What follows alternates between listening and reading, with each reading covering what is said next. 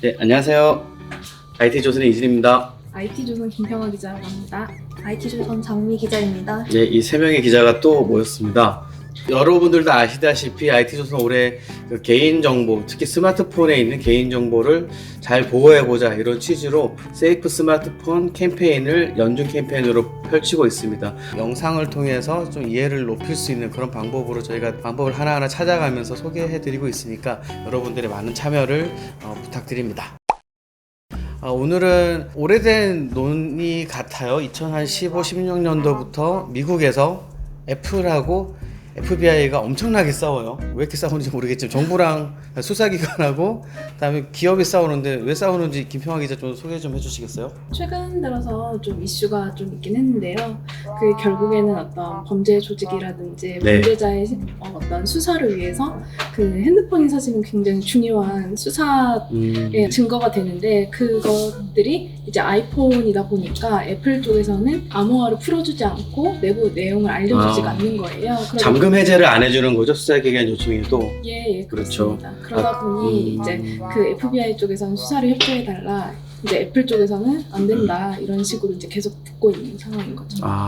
재밌네요. 우리나라도 그런 경우가 있을까요? 최근에 N번방 사건의 그 조주빈이 가지고 있던 그 삼성 스마트폰에 네. 이제 중요한 뭐 이런 기록들이 들어가 있는데 이거를 가지고 이제 수사 당국에서 해제를 하냐 마느냐 가지고 좀 논란이 된 적이 있어요. 예. 요즘 최근에 아무래도 이제 핸드폰에 그런 굉장히 많은 데이터가 들어가 있고 또 이거를 보안이 강력해진 만큼 이제 경찰이나 네. 검찰에서도 함부로 이거를 쉽게 해제를 못하는 경우가 많이 발생을 하고 있는 거죠.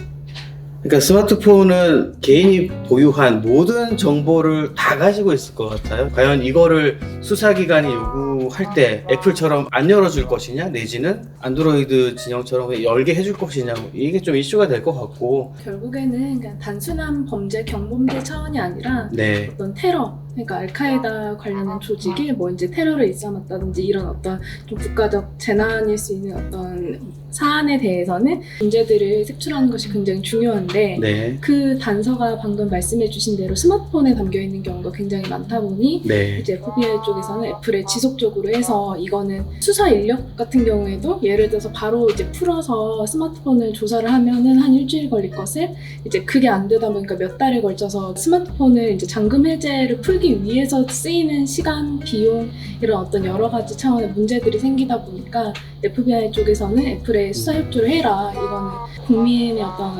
건강이라든지 국가 안보에 중요한 사안이다라고 요구를 하고 있는 거죠.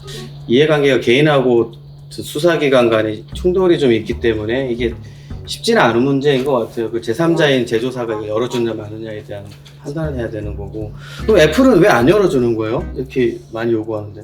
일단 애플의 가장 큰 정책이라고 할까요? 수십 년 동안 지켜온 목표가 있는데 그게 바로 네. 개인의 사생활 보호라는 것입니다. 그래서 애플은 그 프라이버시 정책을 굉장히 중요하게 내세우고 있는데요.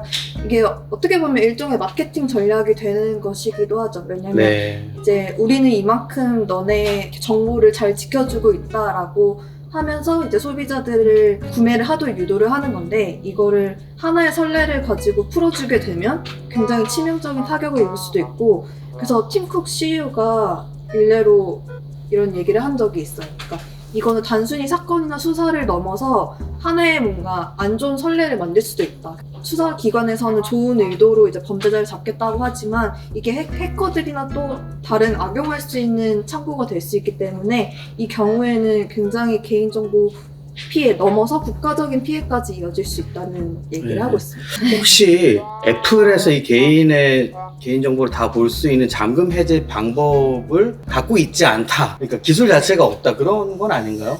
사실 거기에 대해서 구체적으로 밝혀진 건 없지만 맞습니다. 애플이 발표하진 않았어요. 그렇죠. 우리 못 근데 푼다고 얘기하진 않았으니까.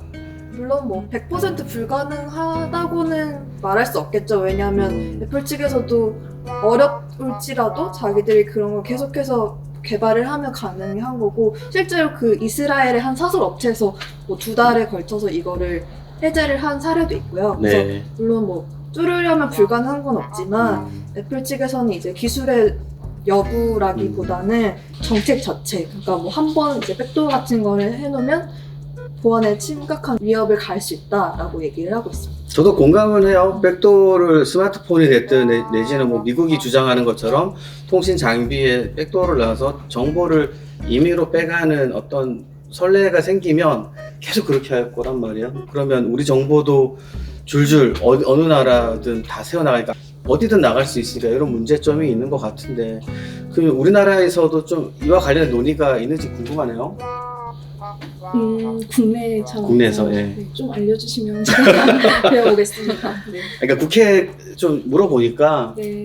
범죄도 단계가 있잖아요. 이 약한 범죄일 경우에는 이렇게 요청을 해도 아니 그거는 안 된다라고 해도 되는데, 뭐 미국에서 굉장히 좀 걱정하는 것처럼 대테러 위협 이런 것들 같은 경우에는 그런 범죄자들 흉악범 이런 데는 그냥 열어주자. 그 사람이 같이 동조했던 인물들도 스마트폰으로 다 확인할 수 있으니까 이런 논의를 하고 있는 것 같아요. 근데 이게 입법 단계라거나 그런 건 아니고 아직은 논의만 하고 있는 단계인 것 같은데, 근데 이게 진짜 옳은 걸까요? 이게 스마트폰의 정보를 남이 임의로 다 보게 만든다는 법을 만든다는 게 맞을까?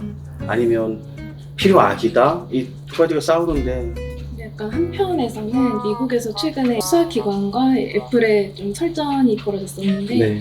그 미국에서는 그 윌리엄 바 미 법무부 장관인데요. 네. 이야기하는 게 사실은 안 하는 건지 못 하는 건지 구분을 해야 한다라는 뉘앙스로 얘기를 하더라고요. 열어줄 수 없다가 높은 수준의 데이터 보안을 유지하면서 어떤 예외적인 어떤 수사기관이라든지 이제 특정한 목적 하에서 어떤 그 예외 사항을 둘 수 있도록 기술적인 네. 수준을 마련할 수 있을지에 대해서 수사기관 쪽에서는 애플이 충분하게 그런 어떤 기술적인 방안을 마련할 수 있음에도 사실은 이건 안 하고 있는 것 아니냐라는 식으로 좀 강도 높게 비판을 하는 경우도 있긴 했습니다.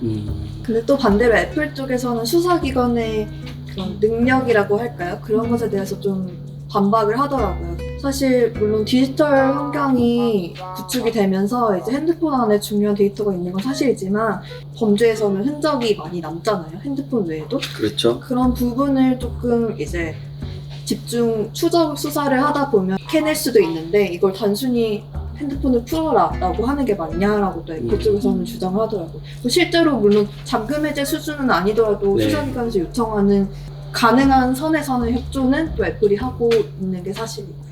근데 사실 이번에 좀 얘기가 나왔던 게 다른 식으로 수사를 충분히 할 수 있음에도 조금 더 약간 효율 측면에서 네. 이런 좀 강압적인 걸 원하는 게 아니냐라는 얘기가 나오는데, 이게 미국 어떤 그 수사기관 쪽에서는 결국 계속해서 이야기하는 근거 안에는 실질적으로 스마트폰을 통해서 증거를 찾았다라는 거예요. 네. 그래서 최근에도 논란을 했었던 그 사건이 하나가 그 사우디아라비아 출신 해군 소속의 어떤 한 사람이 있었는데, 그 사람이 그 펜사콜라라고 한 지역에 있는 해군 기지에서 총격 사고를 벌인 거예요. 테러인 거죠. 네. 그 과정에서 그 범죄자의 어떤 범행이 어떻게 일어났는지 찾는 과정에서 애플이 협조를 안 해줘서 몇 달간 거쳐서 이제 그 사설기관 통해서 이렇게 해제를 한 거죠. 그래서 결국에 알아봤더니 총기 사건인데도 안 예, 풀어져서. 총기 사건임에도 이게 되지가 않아서 나중에 그 스마트폰을 통해서 확인해본 결과 결국에는 이 사람이 단순하게 어떤 우발적인 혹은 그냥 단독의 범행이 아니라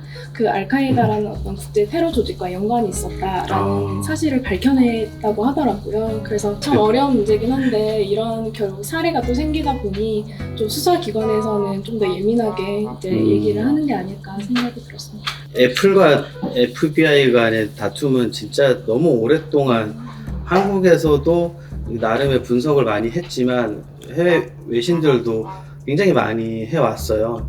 그러니까 애플 관련 정보를 좀 잘 다루는 맥월드 같은 데서는 애플이 FBI 협조를 거부하는 5가지 이유에 대해서 분석해가지고 기사도 쓰고, 코로나19 관련해서 우리가 개인 동선을 파악할 때 구글이나 애플이 뭐 맵을 한번 만들어 보겠다. 그 사람들 동선을 그냥 위치 정보 기반으로 해서 지도에 표기해주는 형태로 하겠다고 했지만 이게 또 심각한 개인정보에 대한 유출이거든요, 어찌 보면. 그래서 정답은 없는 것 같은데 아직까지는 애플이 좀 유연하게 나올 수 있는 방법은 없을까요?